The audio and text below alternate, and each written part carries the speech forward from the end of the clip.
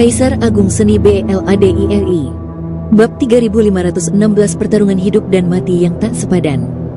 Gerbang kekaisaran pertama kali dibangun, tetapi semuanya secara bertahap berjalan ke jalur yang benar. Peristiwa ini tidak menimbulkan sensasi apapun di dunia abadi. Lagi pula, tidak banyak orang yang tahu tentang Sekte Kaisar, dan mereka yang tahu tentang Sekte Kaisar tidak akan mengatakan apapun tentangnya. Bagaimanapun, Sekte Kaisar saat ini bukan lagi Sekte Kaisar di masa lalu. Bahkan jika muncul kembali, ia tidak akan lagi dapat menggoyahkan status kekuatan lain. Starflight sudah mati. Kekuatan takdir kuno yang terintegrasi ke dalam dirinya ditelan oleh para ahli alam asal dari klan ilusi, tetapi tidak dapat disempurnakan dan diserap. Kemudian, Luo Xiu membunuh klan Huangzhou dan mendapatkan kembali kekuatan takdir kuno. Sejak berita kematian Xing Fei keluar, garis keturunan Cugu diam-diam bersedih dan mencoba untuk mendapatkan kembali kekuatan takdir Cugu, tetapi tidak ada yang terjadi. Luo Xiu tidak begitu baik dan tidak mengembalikan kekuatan takdir kuno. Secara umum, jika Anda ingin mengintegrasikan dan menyempurnakan kekuatan takdir kuno, Anda harus terlebih dahulu mempraktikkan cara kuno. Di antara gadis-gadis di sekitar Luo Xiu, Yan Yuer memiliki bakat terbaik. Dia diberkati oleh sebagian kekuatan keberuntungan yang tak terbatas. Luo Xiu juga mengajarinya metode pemurnian tubuh Cugu. Seiring berjalannya waktu, dia dapat lebih memadukan metode pemurnian tubuh Cugu. Kekuatan keberuntungan kuno. Pada saat itu, kekuatan takdir dari dua era dapat diintegrasikan menjadi satu, yang setara dengan memurnikan benih sumber tertinggi yang terbaik, yang dapat membuat jalur kultivasi Yan Yuer melangkah lebih jauh.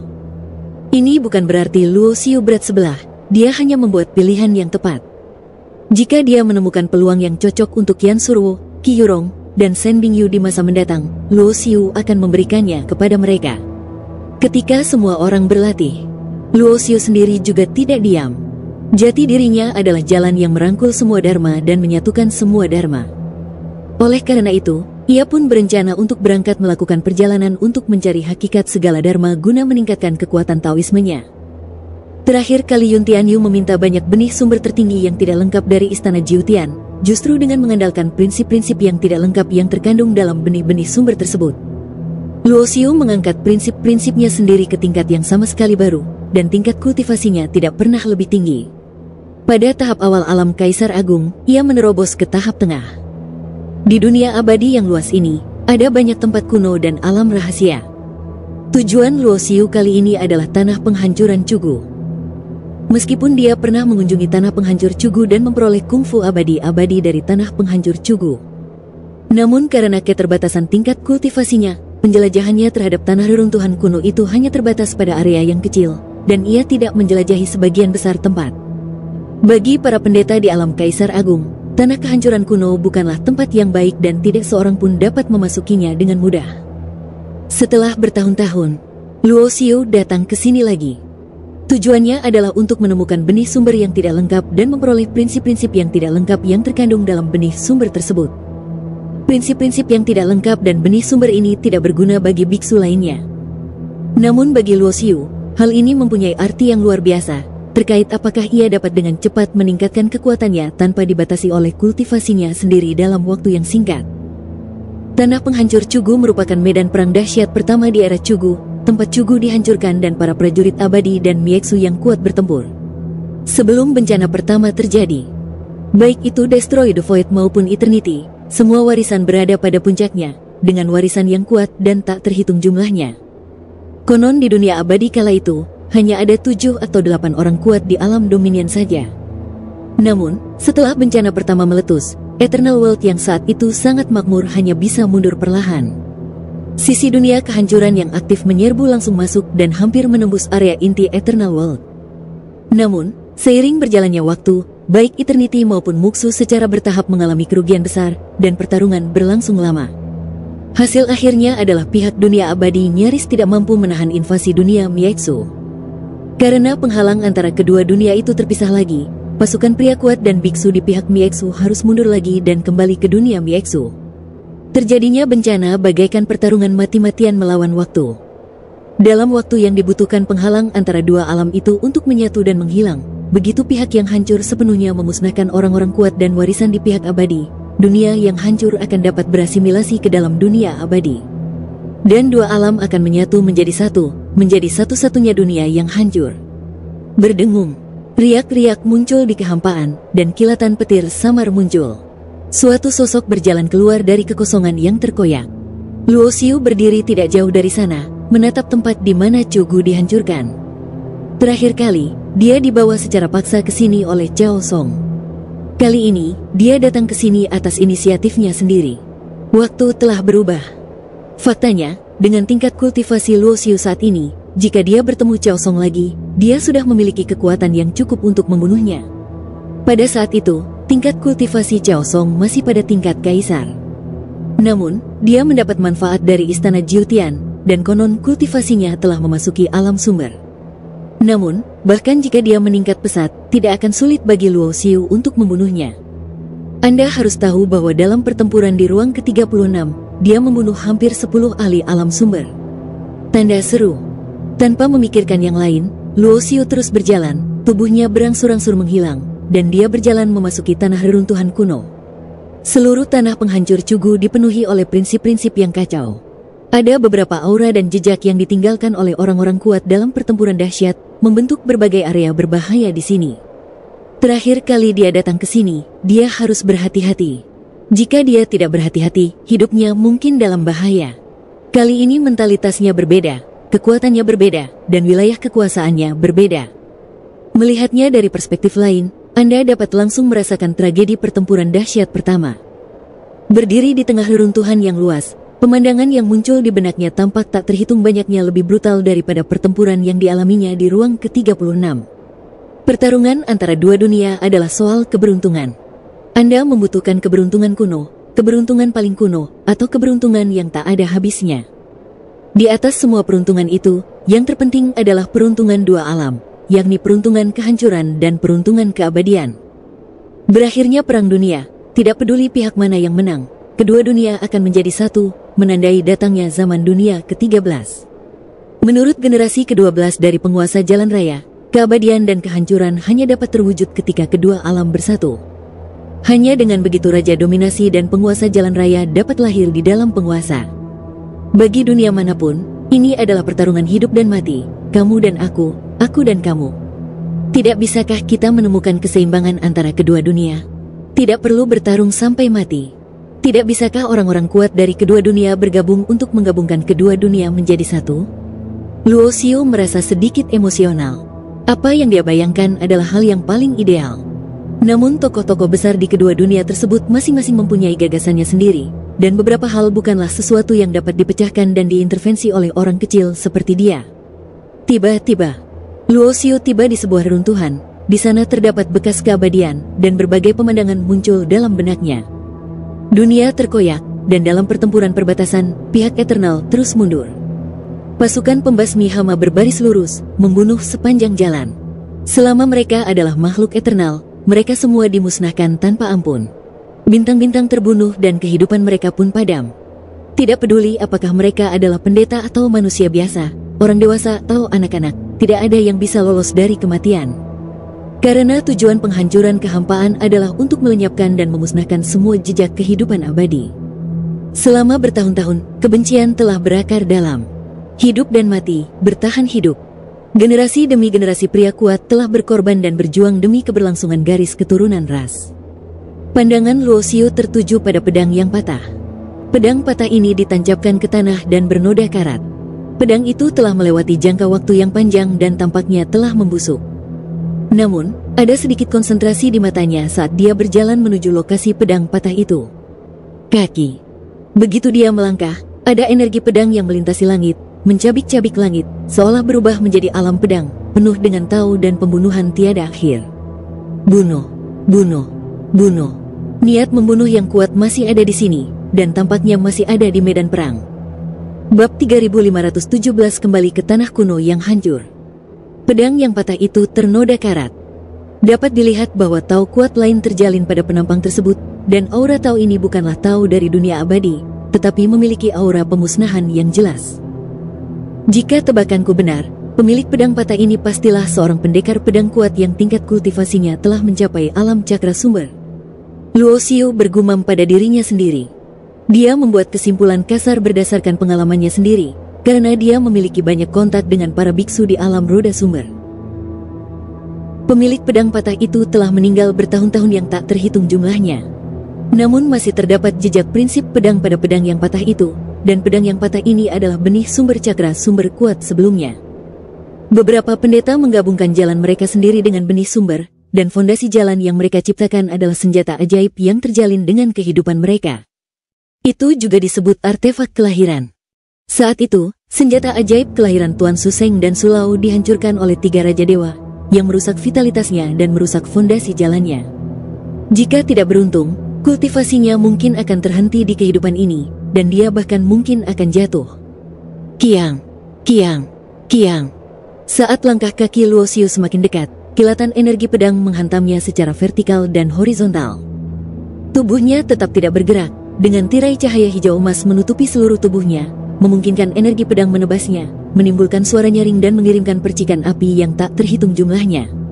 Hanya sesaat, Luoxiu berjalan mendekati pedang patah itu, mengulurkan tangannya dan mencabutnya dari tanah.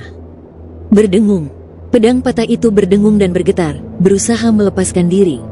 Pada saat yang sama, muksu Dao pada pedang patah itu juga tiba-tiba mengamuk, berubah menjadi api hitam, berusaha membakar telapak tangan dan tubuh Luoxiu. Menyerap. Di telapak tangan Luoxiu, cahaya hijau emas bersinar terang, berubah menjadi pusaran. Pertama, ia menyerap api hitam yang dibentuk oleh Dao Misu, dan kemudian, ia menyerap Dao pedang pada pedang yang patah. Jalan jati diri yang sejati bukanlah milik keabadian, bukan pula milik kehancuran kekosongan. Oleh karena itu, Luoxiu dapat menyerap dan memanfaatkan prinsip apapun dari kedua alam tersebut. Inilah keuntungan dari pengembangan jati diri sejati, dan inilah pula alasannya mengapa sepanjang sejarah, begitu banyak jenius kuat yang mampu mengintegrasikan spesies sumber tertinggi, masih juga menempuh jalur menuju jati diri sejati. Mereka juga semua berharap bahwa melalui jalan diri sejati, mereka dapat menemukan jalan menuju yang terkuat dan membuka jalan baru. Hanya saja jalan ini terlalu sulit. Meskipun Luoxiu telah mencapai titik awal yang sangat tinggi dan tak terkalahkan, sulit untuk menemukan lawan. Namun jalan yang harus ditempuhnya di masa depan masih sangat panjang.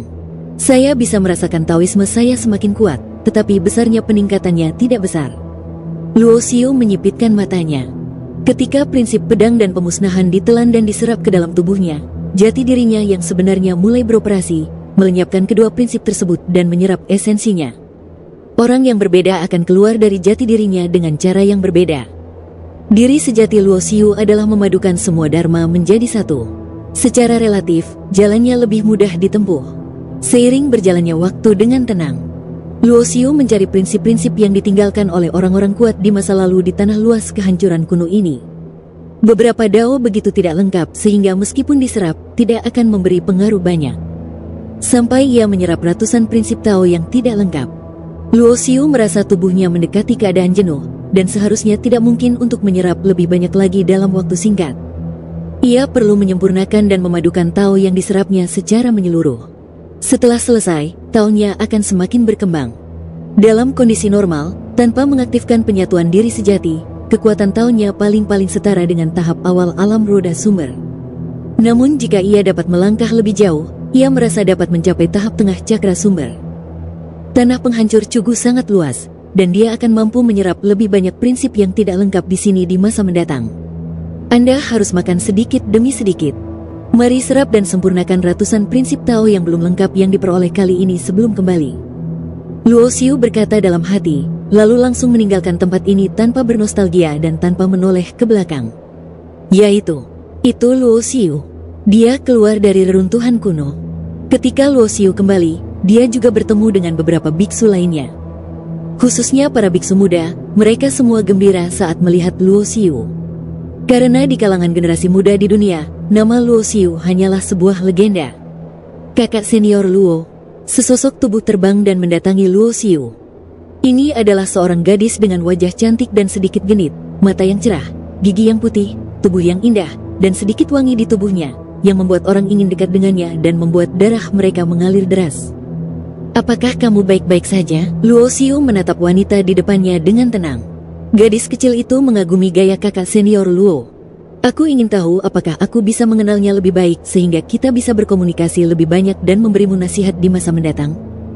Gadis itu berkata dengan lembut, dan pada saat yang sama, dia mengeluarkan jimat giok dengan tangan gioknya yang ramping. Jelas, jimat giok ini seharusnya merupakan jimat komunikasi, dengan jejak napas biksu terukir di atasnya, sehingga mereka dapat berkomunikasi satu sama lain. Luo Xiu menatap mata gadis ini. Orang bilang mata adalah jendela jiwa. Pada saat ini, Luo Xiu melihat sesuatu yang disebut ambisi di mata gadis ini. Gadis itu bagaikan pemburu, dan dia, Luo Xiu, adalah mangsanya. Dan ada sedikit pesona di mata gadis itu, dan artinya sangat jelas. Tidak diragukan lagi, selama Luo Xiu mengambil jimat giok ini, selama dia bersedia menghubunginya kapan saja, gadis ini akan mengambil inisiatif untuk mengirimkannya ke pintunya. Tetapi Luo Xiu tidak menyangka ada hal baik yang akan datang padanya di dunia ini. Pihak lain berinisiatif mendekatinya hanya karena ingin menguak rahasianya, karena banyak orang ingin tahu bagaimana dia, seorang lelaki kecil tak berakar bagaikan rumput air, berhasil mencapai prestasi membunuh alam asal dengan alam Kaisar Agung. Kamu dan aku tidak saling kenal, jadi lupakan saja. Luo Xiu melambaikan tangannya dan berjalan melewati gadis itu dengan tenang tanpa menoleh ke belakang. Dia telah melihat terlalu banyak wanita cantik dalam hidupnya. Jika hanya berdasarkan penampilan, Qi Yurong dapat dianggap tak tertandingi. Bagaimana mungkin dia bisa ditaklukkan oleh orang lain hanya karena kecantikannya? Gadis cantik itu tertegun. Tepat saat dia hendak mengejar, dia tiba-tiba merasakan aura tajam datang ke wajahnya seperti gunung yang menghantamnya. Dia langsung berhenti dan wajah cantiknya berubah pucat. Jelas, itulah paksaan yang dipancarkan Luo Xiu, yang menandakan sebuah peringatan. Hal ini membuat gadis cantik dengan rambut panjang selendang itu sangat tidak rela. Dia selalu sangat percaya diri dengan penampilannya, dan para lelaki seusianya mengelilinginya sepanjang hari untuk menyenangkannya. Mengapa dia mengambil inisiatif untuk melangkah maju, tetapi lelaki ini begitu patah hati? Tanda tanya. ... Suami. Ketika Luo Xiu kembali ke gerbang kaisar, dia melihat Yan Yuer menjaga pintu, tampaknya menunggu kepulangannya. Yuer tidak pergi latihan? Luo Xiu melangkah maju, memeluknya, dan mencium pipinya. Latihanku menemui hambatan akhir-akhir ini, dan sulit untuk menembus alam Sein, kata Yan Yuer sambil tersenyum. Di masa lalu, dia dan Yuer pernah berlatih bersama dalam garis keturunan tak berujung, namun fondasi dari garis keturunan tak berujung itu terbatas.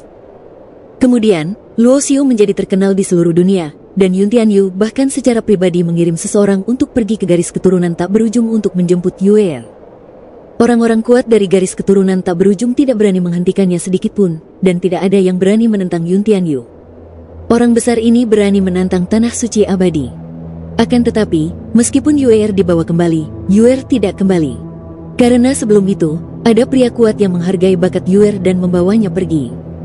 Menurut informasi yang diberikan Yun Tianyu, Yuer saat ini sedang berlatih dengan orang kuat di domain suci agung. Yan Yuer sebenarnya telah mampu menerobos ke alam suci sejak lama, tetapi dia tidak mau menerobos dengan mudah, melainkan ingin membangun fondasi yang lebih kuat sebelum menerobos. Karena ia tahu bahwa hanya dengan fondasi yang kuat ia dapat melangkah lebih jauh di masa depan. Jika tidak, ia tidak akan pernah bisa mengejar ketertinggalannya dari suaminya. Dan dengan sumber daya yang disediakan oleh Luo Xiu dan Dimen, Yan Yuer ingin menerobos ke Holy Lord, yang merupakan masalah waktu dekat. Begitu dia menerobos, kemajuannya akan sangat cepat, dan tidak perlu mencari benih sumber di masa depan. Anda dapat membuat fondasi Dao tertinggi, dan itu adalah fondasi Dao teratas di antara yang tertinggi. Karena kamu tidak perlu mundur untuk saat ini, ikutlah denganku dan mari kita pergi ke tanah suci yang agung. Luo Xiu berkata sambil tersenyum. Yuer adalah adik angkatnya. Dia sudah lama tidak bertemu dengannya, dan dia juga ingin tahu bagaimana keadaan Yuer sekarang. Jika memungkinkan, dia juga berharap Yuer bisa datang ke gerbang kaisar, di mana sumber daya pelatihan yang bisa dia berikan tidak akan lebih buruk daripada kondisi yang diberikan oleh beberapa orang kuat. Baiklah, meskipun aku telah meninggalkan dunia Tao selama bertahun-tahun, aku masih belum memiliki kesempatan untuk pergi ke tempat lain. Yan Yuer dengan senang hati menyetujuinya. Lagi pula, berlatih itu sangat membosankan, dan jarang ada waktu untuk jalan-jalan, dan itu adalah dunia antara dua orang. Inilah yang diimpikannya. Bab 3518 tiba di tempat suci agung. Dunia abadi terbagi menjadi 9 wilayah. Masing-masing dari 9 tempat suci abadi mengendalikan suatu wilayah dan menjaganya. Kecuali 9 tempat suci yang abadi. Di masa lalu, ketiga situs warisan utama tersebut juga memiliki status yang dihormati, dengan tokoh-tokoh terkemuka yang berkedudukan di sana dan merekrut para jenius dari seluruh dunia. Dewasa ini, Akademi Diri Sejati tidak ada lagi, berubah penampilan dan kembali ke dunia sebagai gerbang kaisar. Sebelumnya, True Self Academy terletak di wilayah 9 surga. Pavilion abadi dan istana abadi terletak di area lain. Wilayah suci agung yang dituju Luoxiu kali ini, tanah suci abadi yang menjaga wilayah ini, adalah gerbang suci agung. Selain itu, istana abadi juga terletak di domain suci agung. Dalam pertempuran di benteng luar angkasa ke-36, bagi para jenius muda generasinya, Luoxiu adalah penyelamat mereka. Jadi ketika saya mendengar bahwa Luoxiu akan datang ke alam suci agung, beberapa murid dari istana abadi datang menyambutnya.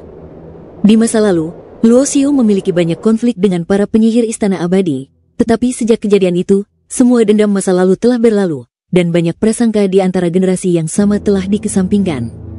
Dari perspektif jangka panjang, ini adalah hal yang baik, dan orang yang memfasilitasi ini adalah Luoxiu. Dia tampaknya memiliki kepribadian dan pesona yang unik, dan seringkali dapat melakukan hal-hal yang orang lain tidak dapat lakukan, atau bahkan berani memikirkannya. Alam 9 surga dan alam suci agung berjauhan. Dalam hal terbang, Luoxiu dan Yuer harus terbang setidaknya lebih dari 10 tahun jika mereka ingin mencapai alam suci agung. Oleh karena itu, ketika Luoxiu pergi ke wilayah suci agung kali ini, dia mengambil formasi teleportasi lintas wilayah. Kakak senior Luo, selamat datang di domain suci agung. Ketika Luoxiu dan Yan Yuer berjalan turun dari altar teleportasi bersama, mereka melihat dua sosok berjalan ke arah mereka. Meskipun ada perubahan dalam kemajuan pertempuran Invincible Prodigy, namun gelar 12 tertinggi masih berlanjut. Peri Yue masih merupakan salah satu dari 12 makhluk tertinggi, orang teratas di antara generasi muda di dunia. Kultivasinya telah mencapai puncak alam Kaisar Agung. Tidak akan lama lagi sebelum dia dapat menembus langkah terakhir dan melangkah ke alam-alam sumber. Selain Peri Yue, ada orang lain, Liu Hao, yang dikatakan memiliki janin pedang tertinggi dan juga termasuk di antara 12 makhluk tertinggi. Mereka hanya datang untuk menyambut kedua makhluk agung muda itu. Ini menunjukkan betapa besar muka yang dimiliki Luoxiu, dan ini juga merupakan simbol status, karena statusnya di antara generasi muda lebih tinggi daripada 12 makhluk tertinggi, dan dia adalah seorang jenius yang tak terkalahkan. Dan beberapa biksu muda dari generasi yang sama menyebut Luoxiu Luo Wudi. Karena selama ada yang tertarik untuk menyelidiki masa lalu Luoxiu, mereka akan menemukan bahwa Luoxiu telah melalui pertempuran yang tak terhitung jumlahnya, tetapi tidak pernah mengalami kekalahan. Dia telah menyapu bersih semua jalan dengan sikap yang tak terkalahkan dan telah bangkit hingga hari ini. Kalian berdua sama-sama. Luoxiu menangkupkan tinjunya dan membalas sapaan itu. Tidak peduli di masa lalu, mereka adalah musuh, teman, atau pesaing. Setidaknya bagi Luoxiu pada tahap ini, level dan visinya sudah lebih tinggi daripada orang-orang sezamannya. Di masa depan, ia akan melangkah lebih jauh dan lebih cepat. Mungkin ketika kita bertemu lagi dalam beberapa tahun, ia akan berada pada level yang hanya dapat dikagumi oleh para jenius seusianya, dan bahkan sulit untuk melihat ke belakang. Apakah ini Nona Yan? Senang bertemu denganmu, senang bertemu denganmu. Peri Yue tersenyum tipis, menatap Yan Yuer dan menyapa. Bakat dan kualifikasi Yan Yuer cukup bagus, tetapi masih jauh tertinggal dari level 12 tertinggi. Faktanya, sebagian orang tidak mengerti. Pada level Luoxiu saat ini, aku tidak tahu berapa banyak kekuatan besar dan bahkan tanah suci abadi yang bersedia menikahinya, tetapi dia masih tidak bisa melupakan orang yang pernah tidur dengannya. Di dunia ini, di mana yang kuat dihormati, hal-hal seperti ide sudah lama tertanam. Menurut ide orang normal, pada level dan tingkat Luoxiu, orang-orang seperti Taisang Yuyao, Yan Yuer, dan lainnya sudah tidak lagi memiliki kualifikasi untuk berdiri bersamanya. Namun Luoxiu adalah orang yang sangat berbeda. Pada saat yang sama, ini juga membuat Peri Yue merasa bahwa wanita seperti Yan Yuer sangat beruntung bertemu orang-orang seperti Luoxiu yang tidak akan pernah meninggalkannya dan tidak akan pernah melupakan hidup atau kematiannya. Berdengung, senjata ajaib terbang bergerak melalui kehampaan. Senjata ajaib ini milik Peri Yue. Sekelompok orang duduk di ruang di dalam artefak ajaib, dan di antara generasi muda di dunia, hanya 12 tertinggi yang bisa mengizinkan Peri Yue, kecantikan yang tak tertandingi, untuk membuat teh secara langsung. Sejak kegagalan Biro Penghancuran Luar Angkasa ke-36, situasi antara kedua alam semesta menjadi semakin tegang. Meskipun bencana belum sepenuhnya meletus, di kekosongan antara kedua alam semesta, di antara benteng-benteng luar angkasa utama, ada konflik terus-menerus. Liu Hao tiba-tiba menyebutkan hal seperti itu, karena keluarga Liu Hao sendiri merupakan keluarga besar di dunia abadi, dan dapat mengetahui beberapa informasi dan berita rahasia. Luo Xiu mengerutkan kening saat mendengar ini, karena dia juga mengetahui berita yang lebih dalam. Artinya, malapetaka akan terjadi kapan saja. Ada kemungkinan bahwa tiba-tiba, seorang tokoh besar akan mengumumkan kepada dunia bahwa malapetaka akan datang. Oleh karena itu, selalu ada rasa urgensi di hati Luo Xiu. Bahkan jika dia mengajak Yue berjalan-jalan di domain suci agung, dia sebenarnya sedang menyempurnakan prinsip-prinsip Tao yang tidak lengkap yang diperoleh dari tanah reruntuhan kuno di dalam tubuhnya.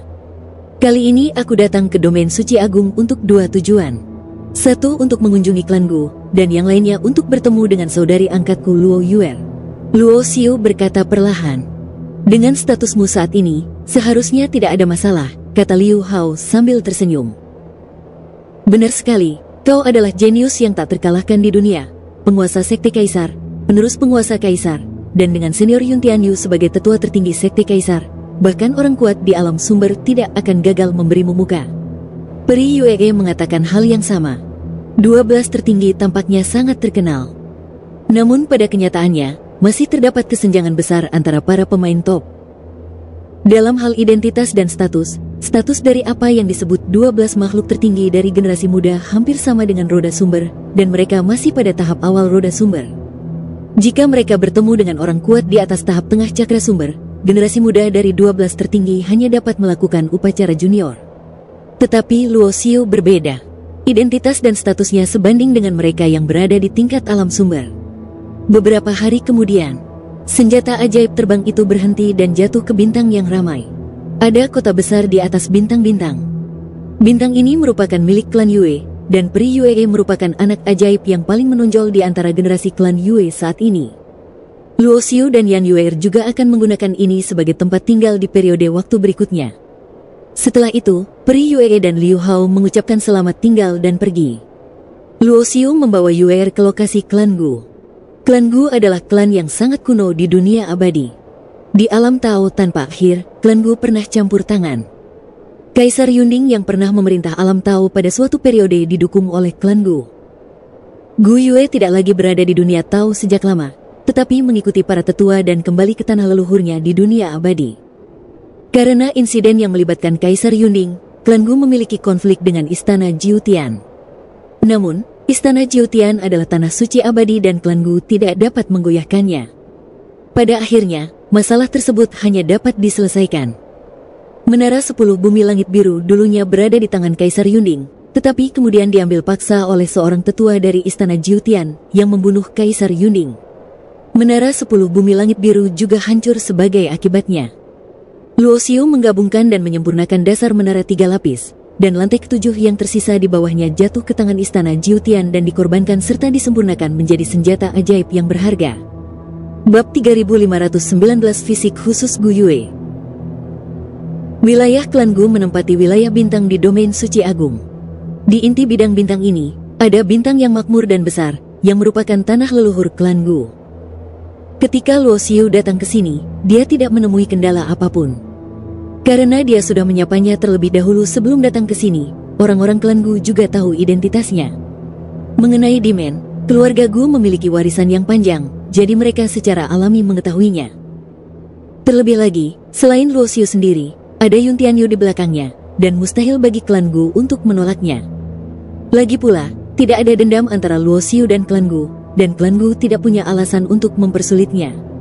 Seorang pria parubaya menerima Luo Xiu. Kultivasi pria ini juga berada di level Yuanju akhir. Mampu mengirim pria sekuat itu untuk menerima Luo Xiu dianggap sangat penting baginya. Di sebuah istana yang dihias dengan mewah, Luo Xiu dan pria parubaya itu duduk masing-masing. Luo Xiu, keluargaku sudah tahu tujuan kedatanganmu. Pria parubaya itu berbicara perlahan, dengan sedikit penyesalan di matanya, dan mendesah pelan. Tapi kamu tidak bisa melihat Gu Yue sekarang, situasinya sangat istimewa. Spesial, apa maksudnya? Luo Xiu sedikit mengernyit. Dia tahu situasi Gu Yue. Dia menghabiskan sebagian besar waktunya dengan tidur, dan hanya bisa terjaga selama sekitar 50.000 tahun. Menurut perhitungan waktu, Gu Yue seharusnya sedang dalam kondisi tidur nyenyak sekarang. Dia juga ingin melihat apakah Gu Yue dapat menemukan cara untuk menyelesaikan masalah selama kunjungannya kali ini. Lagi pula, di masa lalu, tingkatan dan kultivasinya terlalu rendah untuk memecahkan masalah fisik Gu Yue. Namun sekarang berbeda. Bahkan jika dia tidak dapat menemukan solusi untuk masalah tersebut, siswa senior Yun Tianyu mungkin tidak dapat melakukannya. Pria parubaya itu menggelengkan kepalanya ketika mendengar ini. Orang-orang kuat di klan juga telah mencoba banyak cara, tetapi mereka tidak pernah bisa menyelesaikan masalahnya. Dan kali ini dia tertidur lelap, dan kondisinya semakin memburuk. Dia mungkin tidak akan pernah bangun lagi. Apa? Setelah mendengar ini, ekspresi Luo Xiu tiba-tiba berubah. Dia berdiri, dan aura di tubuhnya menjadi dingin. Luo Xiu selalu merasa berhutang banyak pada Gu Yue. Saat dia masih sangat lemah, warisan Gu Yue memainkan peranan yang menentukan dan penting.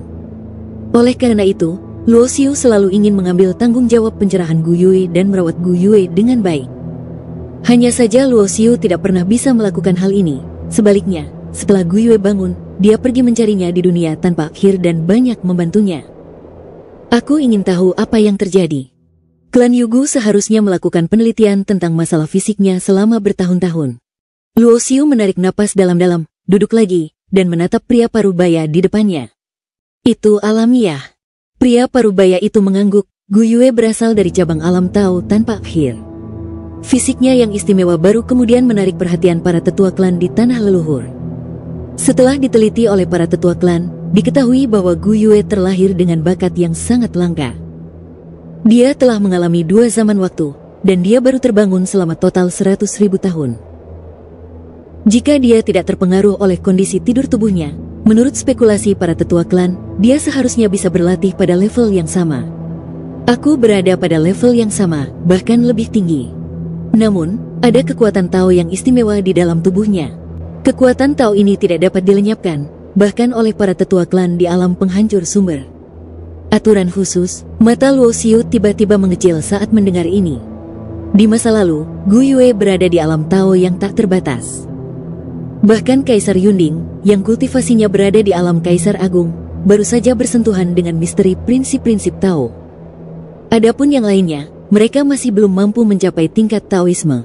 Yang tidak terduga adalah bahwa masalah fisik Gu Yue sebenarnya terkait dengan prinsip Tao.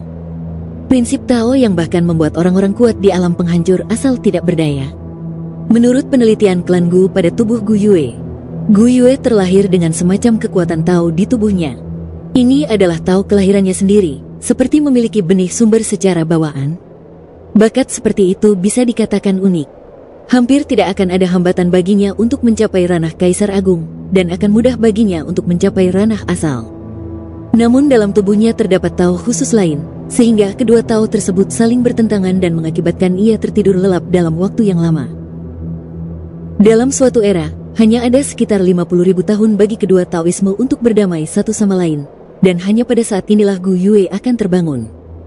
Terlebih lagi, Tao khusus itu telah melahap Tao kelahiran Gu Yue. Menurut pria parubaya itu, begitu Tao kelahiran ditelan, itu sama saja dengan Gu Yue yang ditelan. Apa akibatnya? Semuanya sangat rumit, sulit diprediksi. Oleh karena itu, tempat di mana Gu Yue saat ini tertidur terhalang oleh formasi prasasti milik para tetua klan Gu, dan situasinya tidak optimis. Karena belenggu alam Gu Yue sendiri, prinsip kelahirannya tidak kuat, dan hampir mustahil untuk menghentikan prinsip khusus itu agar tidak menelannya. Saya ingin melihatnya. Luo Xiu berkata, jika itu adalah pertanyaan tentang Taoisme, mengingat kekhususan Taoismenya yang sejati, mungkin tidak ada cara untuk menyelesaikannya.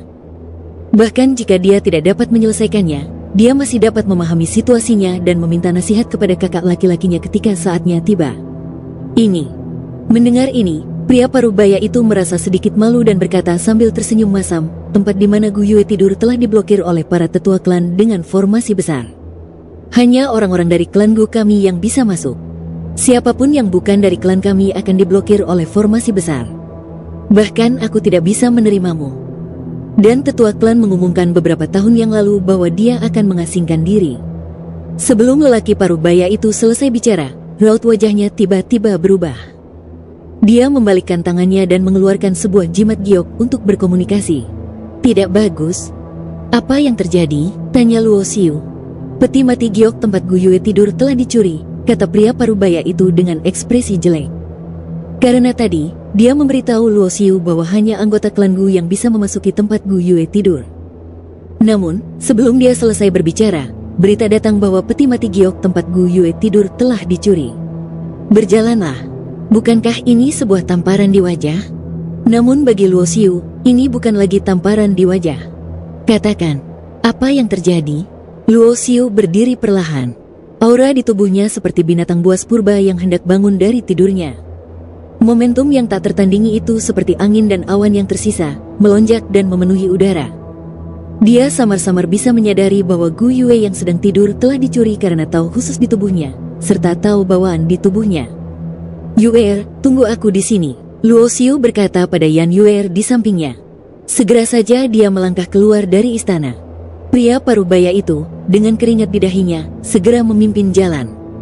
Bahkan seorang pria kuat di tahap akhir roda sumber merasakan jantungnya berdebar-debar ketika menghadapi aura yang melonjak dari Luo Xiu tadi. Luo Xiu ini tampaknya lebih kuat dari yang dikabarkan. Bab 3520 Keluarga Chen. Tanah leluhur klan Gu terletak di sebuah bintang bernama Bintang Henggu. Tidak semua wilayah bintang ini termasuk tanah leluhur klan Gu. Tanah leluhur hanya menempati sebagian besar bintang. Di tempat lain di bintang-bintang, ada kota-kota lain dan para pendeta dari semua sisi berkumpul. Sekarang, di luar tanah leluhur klan Gu, di suatu halaman kota, keempat lelaki itu semuanya mengenakan jubah hitam, wajah mereka juga diselimuti jubah hitam, dan aura mereka agak dingin. Klan Gu tidak banyak dikenal selama bertahun-tahun dan semakin memburuk dari sebelumnya. HMPH, keluarga Gu selalu memusuhi keluarga Chen kita. Di masa depan, kita pasti akan membunuh keluarga Gu dengan tangan kita sendiri dan membiarkan orang-orang bodoh seperti mereka mengerti konsekuensi menjadi musuh keluarga Chen kita. Berdengung, tiba-tiba muncul sosok. Sosok itu adalah seorang pria parubaya berpakaian ungu. Ia dan 4 pria berpakaian hitam lainnya berasal dari klan besar lain di Great Holy Domain, klan Chen. Jangan ceroboh. Bagaimanapun, ini adalah wilayah klan Gu. Gu Yue itu sangat penting bagi kita dan ditunjuk untuk diambil kembali oleh atasan. Setelah selesai berbicara, pria berbaju ungu itu berhenti berbicara, menutup matanya, dan sosoknya perlahan menghilang, seolah-olah dia telah menyatu dengan ruang di sekitarnya. Keempat pria yang tersisa berjubah hitam saling memandang dan melihat ke arah pintu halaman.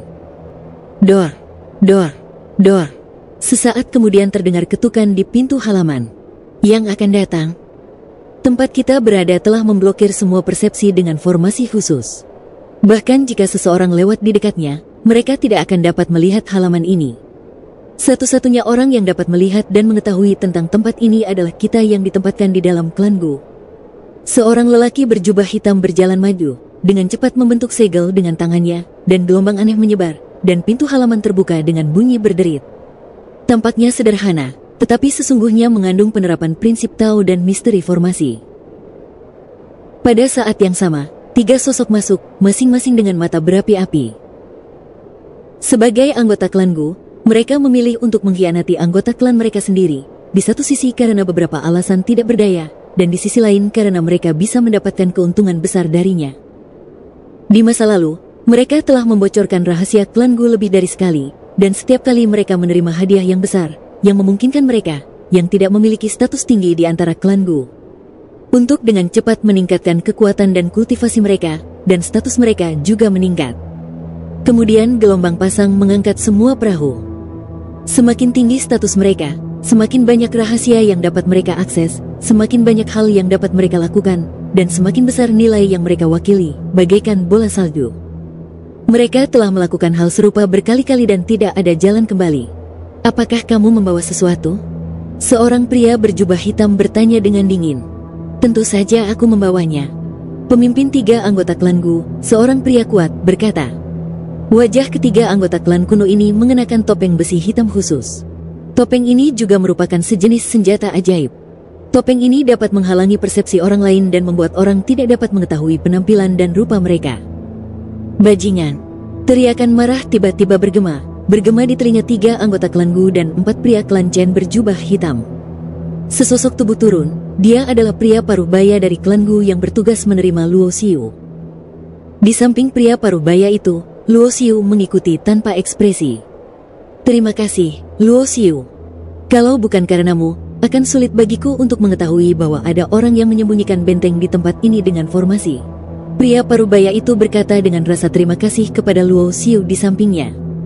Begitu mereka mengetahui peti mati Giok Gu Yue telah dicuri, klan Gu segera meluncurkan penyelidikan. Hanya saja tidak ada petunjuk dalam penyelidikannya. Luo Xiu lah yang menggunakan penyebaran kesadaran jiwanya untuk menemukan fluktuasi formasi khusus di tempat ini. Meskipun tersembunyi dengan baik, dia tidak dapat menghindari persepsi Luo Xiu tentang Taoisme khusus. Gukun. Ketika mereka melihat pria parubaya itu muncul, ekspresi ketiga anggota klan Gu yang mengenakan topeng besi hitam berubah drastis. Karena mereka tahu betul bahwa begitu kejahatan pengkhianatan dilakukan, mereka pasti akan mati. Tidak ada klan yang akan menunjukkan belas kasihan kepada pengkhianat. Bunuh dia. Di bawah keterkejutan itu, niat membunuh yang mengerikan tiba-tiba muncul di dalam hatinya. Selama Gukun terbunuh, tidak ada yang akan tahu apa yang mereka lakukan di sini, dan semuanya akan baik-baik saja. Pengadilan kematian. Wajah Gukun tiba-tiba menjadi gelap. Ketiga orang suku ini hanya mengambil keberanian para dewa. Mereka hanya berada di tahap tengah alam asal, tetapi mereka benar-benar mencoba membunuhnya, yang berada di tahap akhir roda asal. Berdengung, roda rolet yang dipenuhi aura Taoisme asli perlahan muncul di belakang Gukun. Ini adalah roda sumber, dan ini juga merupakan simbol orang kuat di alam sumber. Kaki. Disertai dengan bayangan yang lewat. 3 mayat tanpa kepala jatuh ke genangan darah. Meskipun hanya ada satu perbedaan alam antara tahap tengah dan akhir alam roda sumber, perbedaan kekuatannya sangat besar. Gukun bertindak dengan marah, dan dengan seluruh kekuatannya, dia langsung membunuh 3 orang suku. Karena masalah ini sangat buruk. Ada pengkhianat di klan, dan dia adalah pengkhianat dengan tingkat kultivasi origin realem. Ini pasti akan mempermalukan seluruh klan Gu. Pengkhianat, mati. Suara dingin Gukun berubah menjadi niat membunuh yang mengerikan, menyapu ke segala arah. Keempat pria berjubah hitam dari klan Chen semuanya tampak ketakutan, seolah-olah mereka sedang menghadapi musuh yang tangguh. Karena mereka semua mengenal Gukun, di antara klan Gu, orang ini merupakan orang terkuat di alam Yuanlun akhir. Dengan kata lain, di antara klan Gu, hanya sedikit orang yang telah mencapai tahap akhir roda sumber yang dapat menjadi lawan Gukun. Kecuali mereka adalah orang-orang di puncak roda sumber atau orang kuat di tahap penghancuran sumber. Untuk menghadapinya, Gukun, kami bukan anggota klan Gumu. Jika kau berani membunuh kami, kau akan bertarung sampai mati dengan klan Chen kami. Seorang pria berjubah hitam berteriak dingin. Tidak ada gunanya bicara lagi, kamu akan mati. Gukun benar-benar marah. Lagi pula, di depan orang luar seperti Luo Xiu, hal seperti ini terjadi, yang membuat malu klan Gu. Adapun keluarga Chen, bagaimana jika mereka terbunuh? Awalnya, terdapat ketidakcocokan antara kedua klan, dan orang-orang ini bahkan menanam rahasia di klan, dan niat mereka adalah untuk dihukum.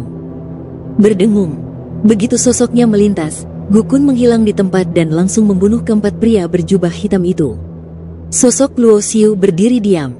Dia menatap ke arah kekosongan tak jauh dari sana. Tidak perlu bersembunyi, keluarlah.